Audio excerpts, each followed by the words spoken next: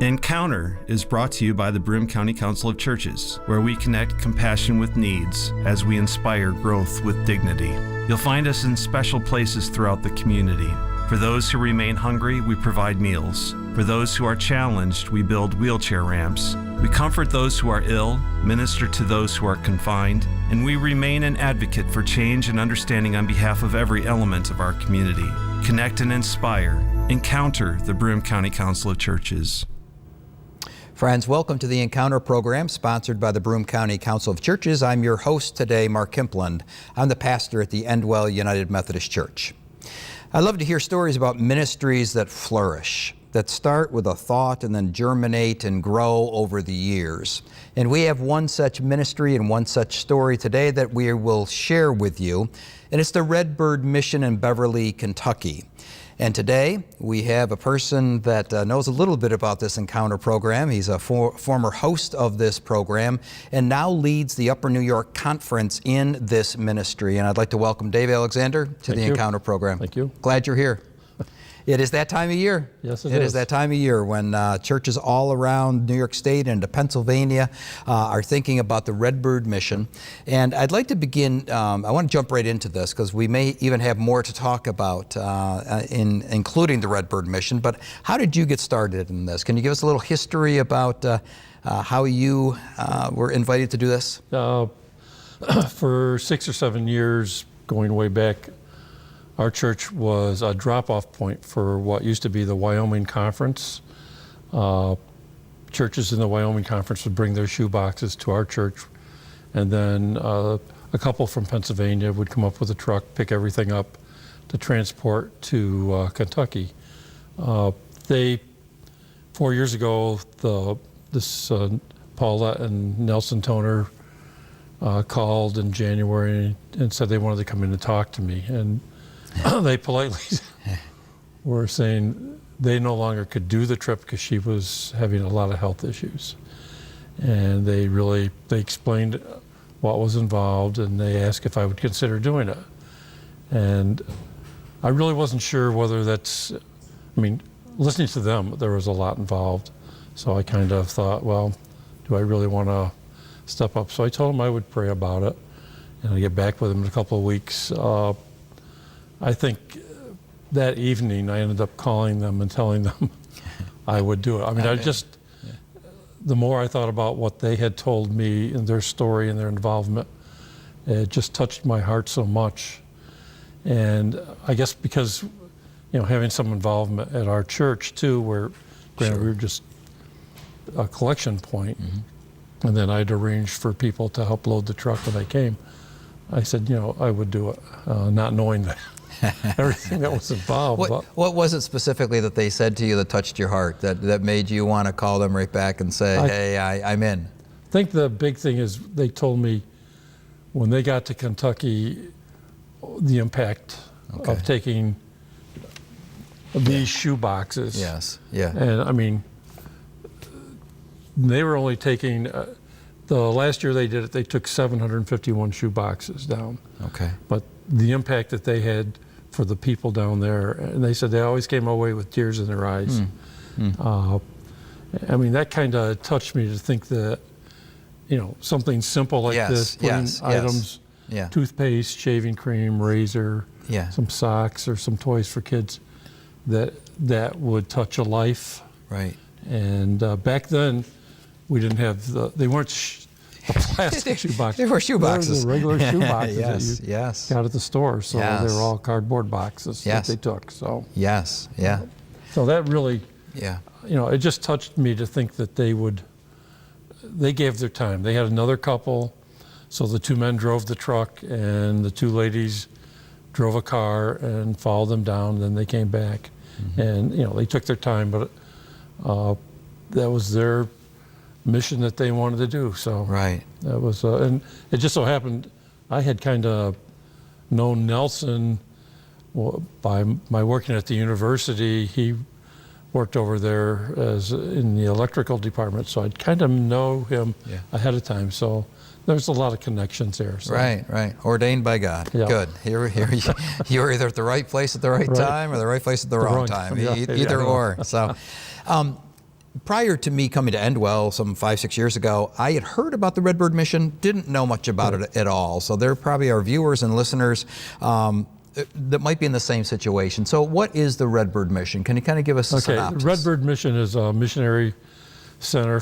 It's one of 3 of the United Methodist Church. It's funded by the United Methodist Church, although it's not, going down there, any denomination attends their programs, their services. They're not restricted to being a Methodist. Mm-hmm. But the church does, the whole Methodist Church in the United States funds all 3. This one is probably the biggest one because they try to deal with the spiritual, physical, social, and economic of the people. And there's one in Alaska and one out west. But this a very comprehensive place. It is amazing. They have a school. Okay. Some of the kids come to class on a daily basis, transported in on a small bus. They also have a living quarters for some of the students who can't, maybe live way out, so they stay right there. Then in the building itself, they have a nurse or a medical area. They have a place for people to come get counseling. Services are just endless, what they offer for the people down there. It's just, I'm constantly, in the 4 years we've done it, seeing the services that they provide is amazing. So. No, I know that we've had some discussion, and those that have gone, about the extreme poverty in that area. Can you touch on that? I mean, what have you seen? Why is that? Just for some of our viewers. The first year back in 2014, there was 2 of us, myself and Bill O'Brien from Central. We drove a 26-foot truck down. We happened to go down the Sunday after Thanksgiving, which unfortunately was the best day, and we took Route 81. Traffic was horrendous, but once we got into Kentucky, it was all like a 2-lane road, very narrow. One side was a gully, a big drop off, and it was just hairpins all the way around. And there were places where we actually, these huge boulders were hanging over the road, and I said, can I drive under? I mean, they're so low. But as we were going through on this particular road, you could see the homes that people living in. They were shacks. We saw outhouses, and no electric wires running to the buildings. And further along, we saw people actually washing clothes in a stream and stuff. And that just kind of really bothered me. I mean, I'm coming from New York State where we got washing machines and everything. And you're going down there and you see people that have nothing. Now, it was all coal country. So you had at least 4 or 5 huge coal mines. And basically over the years, they shut down. Sure. And I think last year when we went, they told us there was 1 mine open, about limited. I mean, the thing is now they have all this equipment, what the people had to do by hand, so very few people are working as before the coal mine. So these people had no work. We were told the average income is like $7,500. I mean, that's not even, you look at a person here on welfare gets more money than that to be, survive in New York State. So it's just to think about that. And then the other thing we saw is a lot of places, you have a blacktop road, then you see a stream. The homes would be on the other side of the stream, and you could see a road driving down through the stream. So they had to go through the stream to get to their shacks or whatever. So if it rained, they were stuck. There's no way they could get through. Right. Now, one of the other things which we saw a lot of properties that were burned.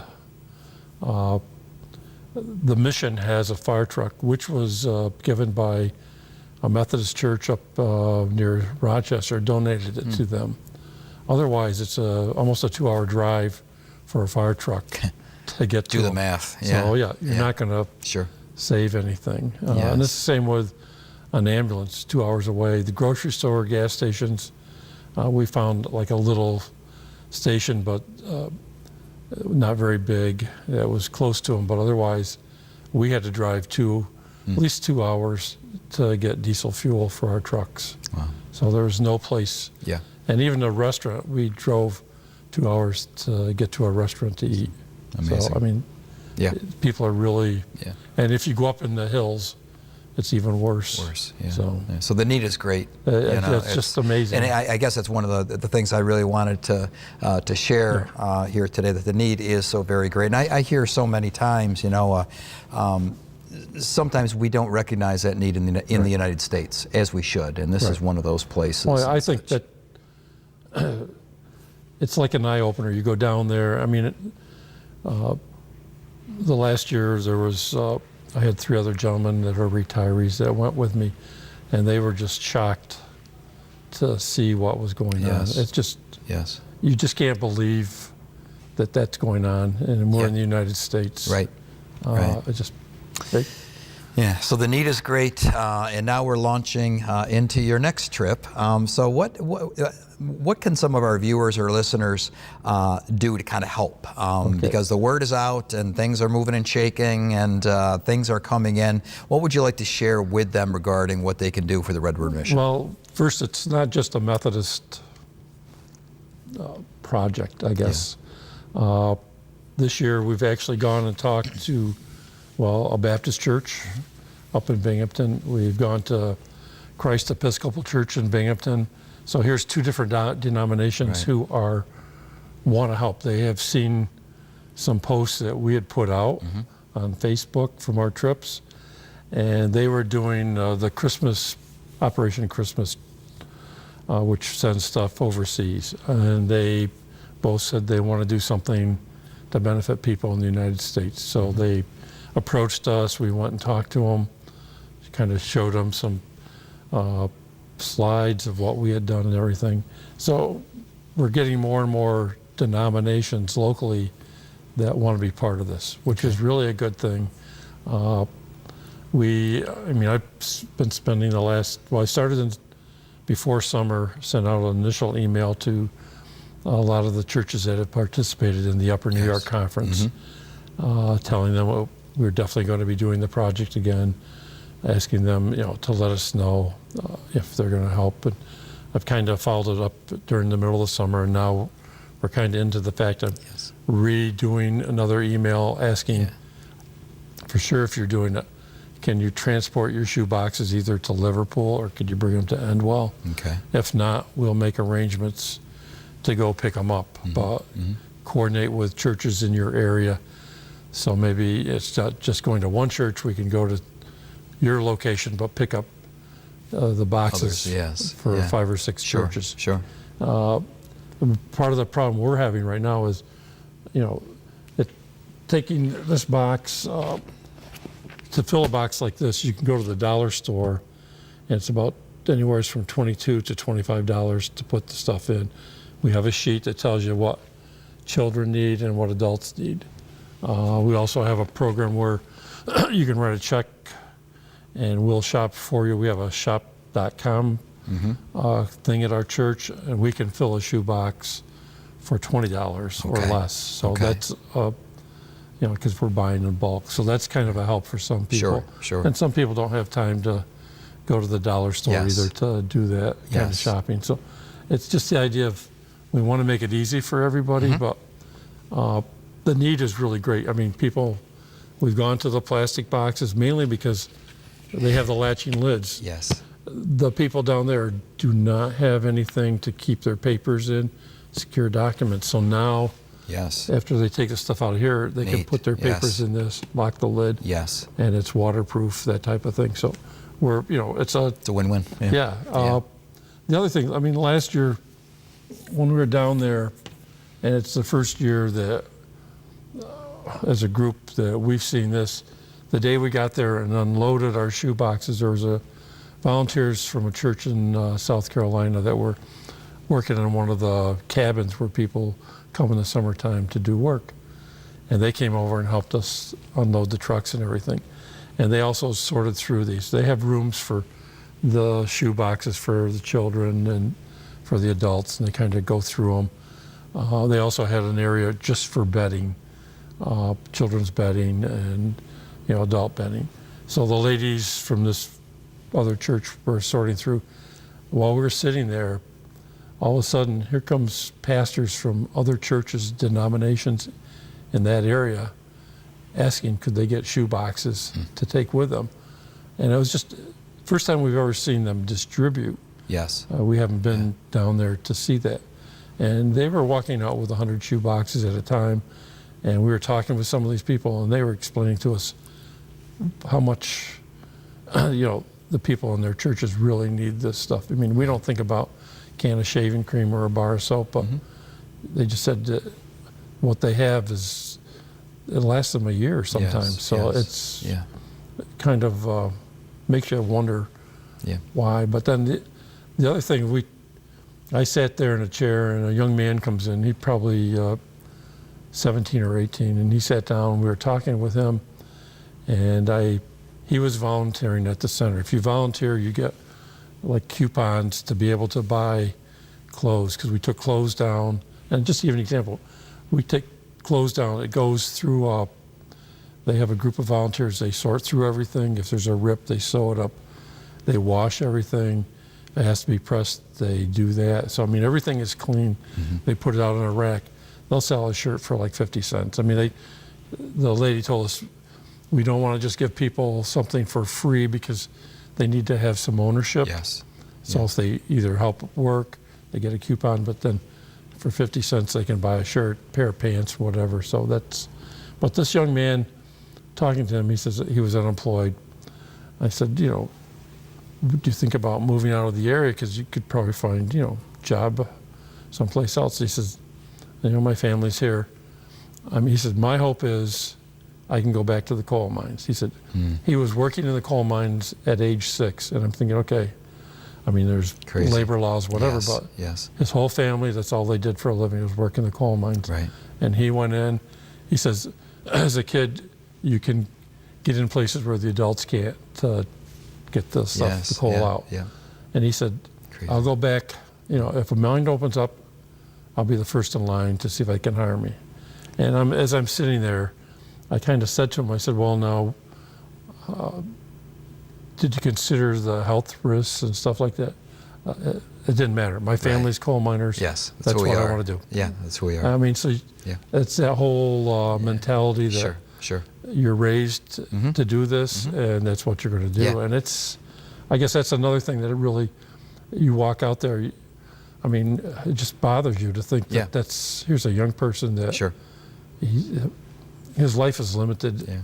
The You script figure is with written. coal dust and everything. So it blows my mind. Yeah. Friends, our guest today is Dave Alexander, and we're talking about the Redbird Mission as they prepare to make another trip down to Beverly, Kentucky. So folks then, we're urging them to use these plastic bins if at all possible, because it's a multi-purpose kind of thing. But you will also receive bedding and blankets, and what else? What else are taking things that you this can... year? We're definitely, they've asked for bedding. Okay. We're taking cleaning supplies, children's books. That's a big thing. They have a library in the school, but it's the books that go in the library are the books that we take down. So they like to have children's books. We've also taken books for the adults too. Like I said, lots of clothes. We're trying to.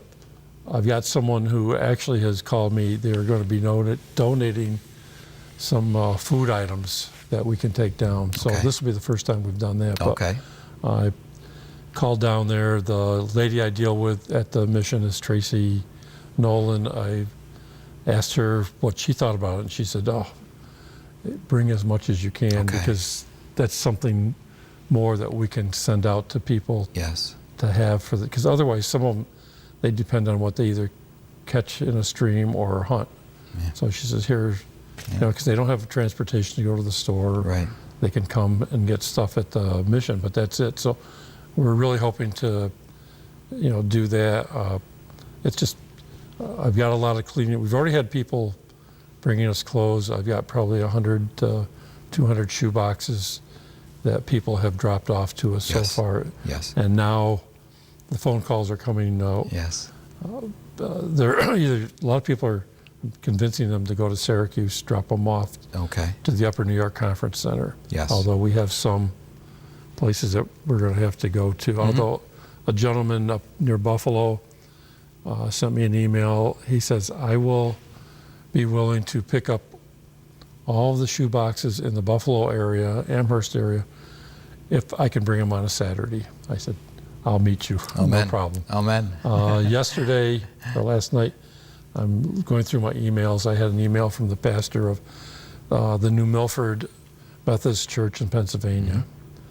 She says, we have at least a 16-foot truck full and probably a van. Now, last year we went down, we took a 16-foot box truck, and we had all we could do to close the door. Yes.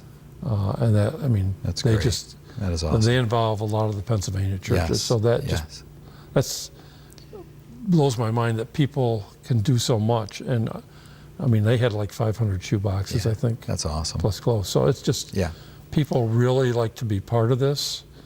Our biggest problem, I guess, we ask people when you do a shoe box, could you put $1 or $2 with it? I was going to ask this question, but go ahead. Part of the problem is we have to rent the trucks. Yes. I just did one of the reservations. It's $1,300 to rent a 26-foot truck one way to go to Kentucky from here. And we need 2 of them. We need, probably we'll have to, we're looking for someone that might donate a box truck to go to New Milford so we don't have to rent the big truck that day. Otherwise, that'll be like $300 to rent a small truck to go down. Plus, Central Methodist Church has a van that they're allowing us to use during the month of November, and we can take the seats out and load that up with shoe boxes. And that vehicle, I have a couple of people that are actually going to drive to some of the churches and pick up stuff that they have. So, but we have to pay for the fuel, the truck rental. I try to cover the meals for the people that go. I'm asking volunteers. I mean, I've got 3 retirees that are going with them. So I pay for their meals. And usually we're spending at least 2 nights to stay in a motel. We're going to try to stay one night at the mission. It used to be an old hospital, so we'll each have a hospital room to ourselves. Just to give you an idea, last year we went down, the first day going down, the truck I was driving pulled in to fuel it up. Truck wouldn't start. We sat for 3 hours waiting for the company to send a mechanic out to find out what was wrong with the truck to get it started. Finally, it got us started. The next day, we were driving, we just got into the state of Kentucky, and we had to go through a weigh station. And the other truck, the trooper waits for them to pull over. So I followed him around. The box in the truck had come loose and was tipping. The Kentucky State Police would not let us drive it. So we had to call the company we rented the trucks from, wait for them to have a tow truck come, pull another 26-foot truck to us. We had to unload that into the new truck while they tried to strap down the one that the box was going. And what we found out is someone had tampered with that truck, and we didn't realize it. Lots of challenges last year. So, yeah, last year, not a good year. A lot of challenges. So what I'd like to share with our viewers and listeners is that there's lots of opportunity to be involved with us. And I would encourage you to go to the Endwell United Methodist Church website, which is endwellumc.org. And on that website, if you hit the missions tab, all of this will be listed as to what goes into the shoe boxes, what other items that the Redbird Mission would like to have, and also monetary donations. Because we do have to pay for the trucks and meals and lodging and all of that. One of the things I do believe, we only have a minute or two, but one of the things that I remember was a little bit of a snafu last year was we really appreciate people including money for that in their boxes without putting it in the box. You want to just touch on that real quick, 30 seconds? Part of the problem is people were putting money inside the box and sometimes burying it under some of the things. So we had to open up every box and sort through and pull the money out, because when the shoe boxes go down there, they don't want to give someone a shoe box that has $1 or $2 in it, because if someone else doesn't get a box with money, that creates a problem. Absolutely, so yes. We are encouraging people to put an envelope on top with your money, yes, tape it on, yeah, and to mark your shoe box if it's a man, woman, child, because we need to have, So you need specific instructions that this is for a child or an adult because or a one man of the things, or a woman. Or... When we take these boxes, the first year we just took them loose like this. Yes. I have a young lady from our church who has volunteered. She takes 5 boxes together, shrink wraps them. And so not only does it make it very easy to transport, because you can pick up 5 boxes at a time, Yes. but they don't fall apart Yes. or anything. So, yes. But like I said, we had to sort through, 2,800 shoe boxes last year to see if To find the money. dollar. Yeah. Yes, And yes. that's a lot of work. So if there's if you're in the midst of wanting to put those shoe Right. boxes together, and again, the plastic totes always work much better Right. than the old cardboard Yeah. or whatever type of shoe Yeah. boxes we have, because they just transport that much easier.